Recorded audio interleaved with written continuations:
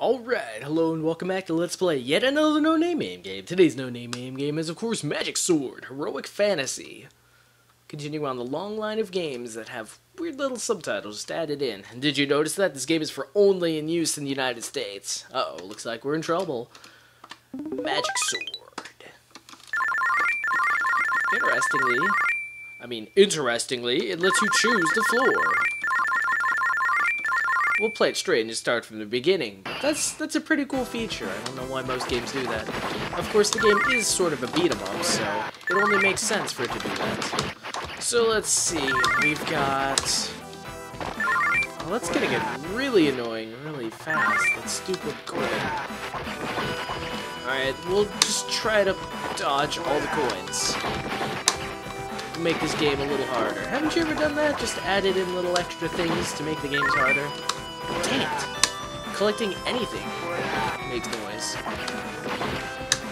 Oh, well that is that does seem pretty important. But otherwise...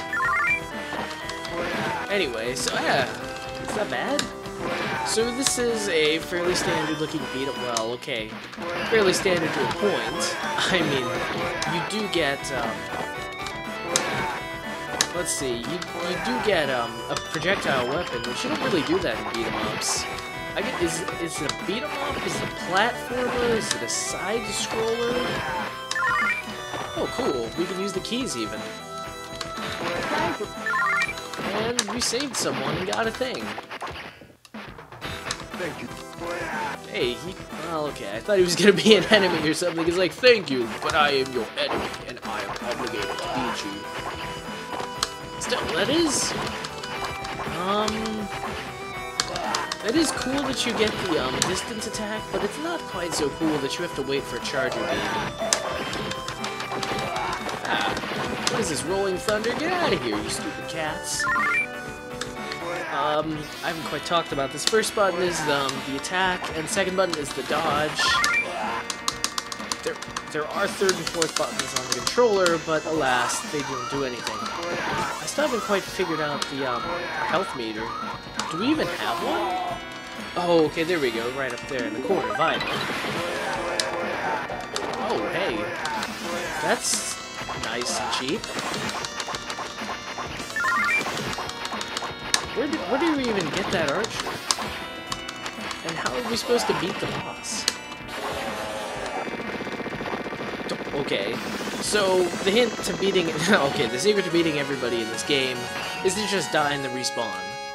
I wish I could say that was unique to this beat-em-up, but alas, that's kind of the strategy for cheesing your way through any beat-em-up. Oh, nice. Oh, I see, it gave us another life. Interesting, if your vitals roll all the way up, then you get more life. Oh, and I guess the archer is here to stay. Or are they player 2? No, because it's still insert coin. I don't know why they're there, but I'm not going to question it. Wait, are you serious? Well, we've still got to win. I thought for a second there that our sword had lost its ability to shoot long range, which, quite frankly, would have been devastating. Alas, our archer friend is still here, so we can still enjoy things. That's a really wild thing. I mean, they take away your ability to shoot far, like, they restrict it, but at the same time, they give you an archer lady after, like, a couple seconds, or a couple levels, or maybe a respawn or something. So, it doesn't really make a lot of sense. I mean, why you would even bother taking away the long-range thing in the first place. I mean, maybe there's, like, a slight aspect where it's, like, he's a little bit dependent on her, and so it makes the game, like, slightly harder, I suppose, but I don't know, it seems a little redundant. Okay. It does mean I get to shoot long range in this. Well, I think also, too, like, you aren't quite able to shoot in the air. So we open the door and we get a lock. In the eternal words of the internet, seems legit. Oh, was this a Konami game or something? We've got the Moai heads. In fact, I didn't quite pay attention to what it said in the beginning screen, but this could entirely be indeed be a Konami game. Or if not, that'd be pretty interesting, just because Whitehead seems to be Konami, specifically Gradius's gimmick, so if someone else is ripping it off, well... there are a couple words for that. The reasonable of the two is homage. Oh, was that another person just willing to follow along and shoot arrows?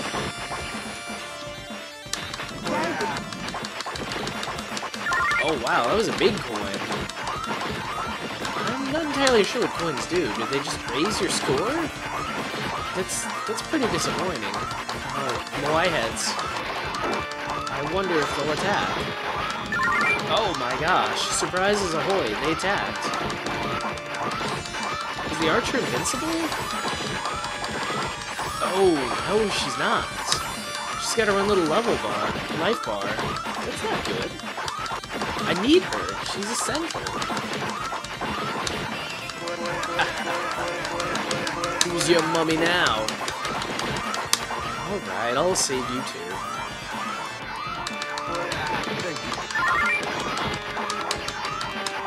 Okay. I wonder if, like, you can just pick up random people that... If you just get, like, random companions from the doors. If that's how that works. If it does, that's kind of cool. I mean, like...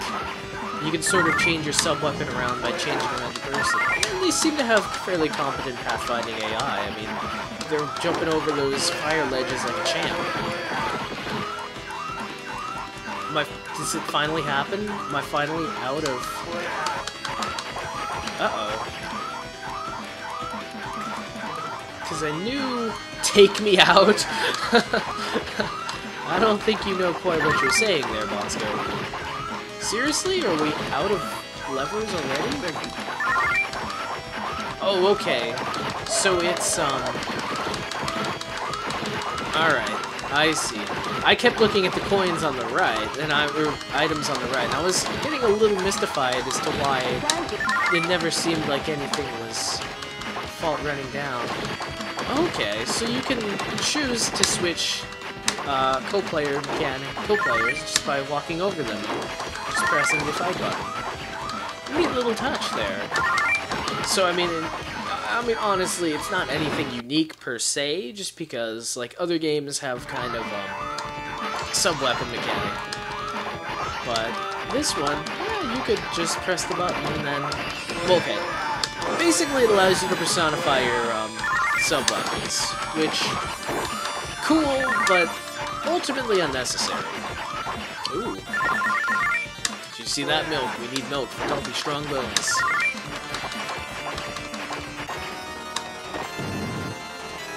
Whoa, that was awesome. And it did it on its own. That's not even like a magic fast forward button or anything. That is a neat touch. I do like that. The sort of fast forwarding along. Well, I wouldn't say I feel the slightest bit cheap about doing this, but he's a dragon.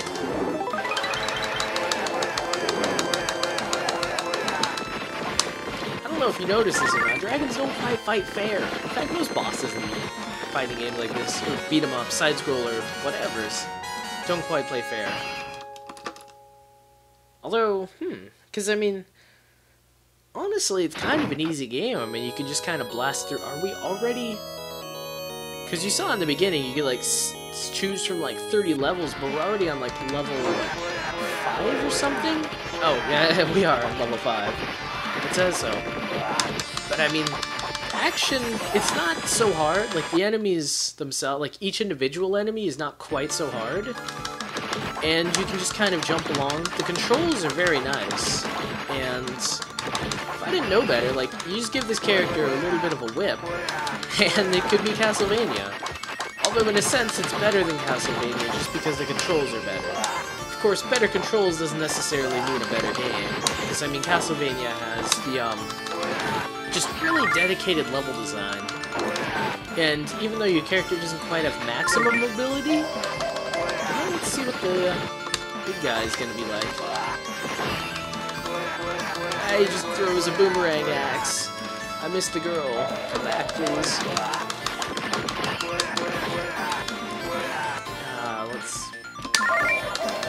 Oh, I wonder if it's different kind of keys for different kinds of doors. So, like, some of them are, like, the helpful allies. Whatever, Sauron. You'll have to do... You're probably better than that guy. Yeah, I'm starting to see why they didn't give you a whip. He'd make you too powerful.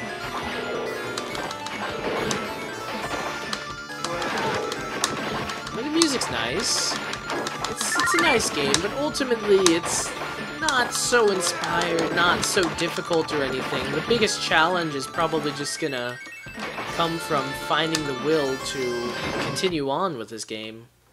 I mean, 44 levels remaining.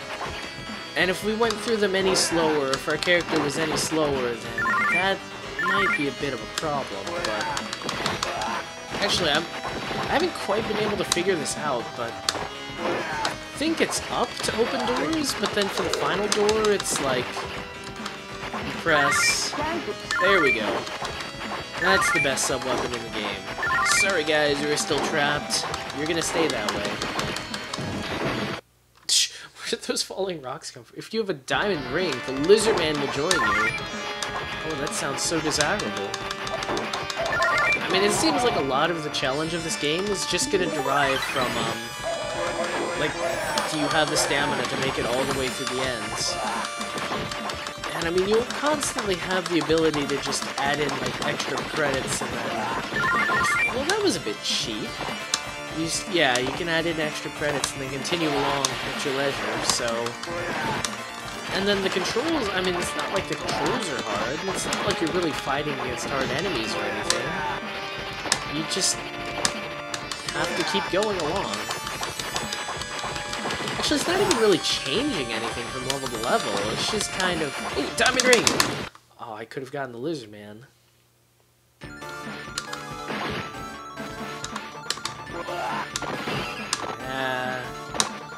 Maybe you could try running like a pacifist run or something. This isn't quite Ninja Spirit, where you have like the most awesome pacifist run ever. Speaking of ninjas, well, I guess your sub-weapon, your allies, of course, as you probably call them. But anyway, your sub-weapons level up, and I suppose they get stronger. I mean, with the ninjas guys. If you remember last time, he was just throwing spread shurikens, but now it's just going everywhere. But honestly, it's just a bunch of the same. Like, no thought, you just press an attack button and move right. Yeah. It's not even really challenging. I think, oh, well, I guess if you're more adventurous, it lets you go along. Maybe there's like a shortcut level warp or something, but otherwise, I'm just not buying it. Well, okay, I'm a little curious, because this is obviously a way you're not supposed to be going.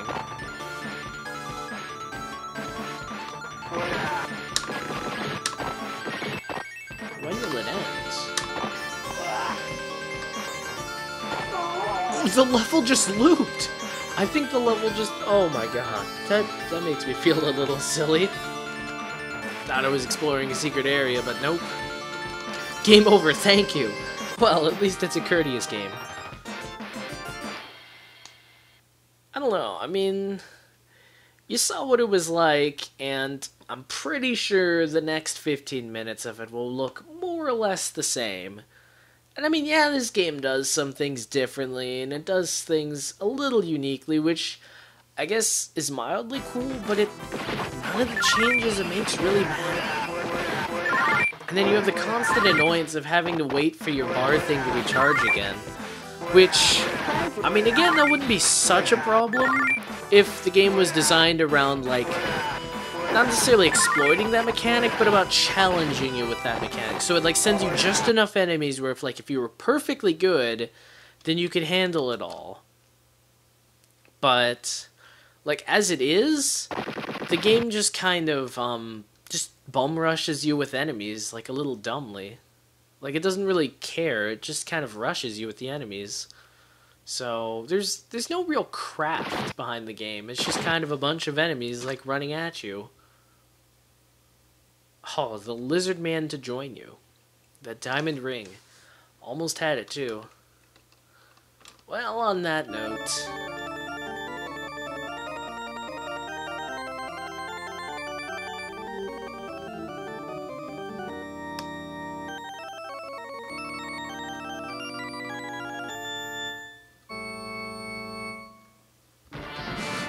It's kind of funny, it, like, presents the sub-weapons like they were real people, but then they just immediately all get captured. Apparently they were clones, so...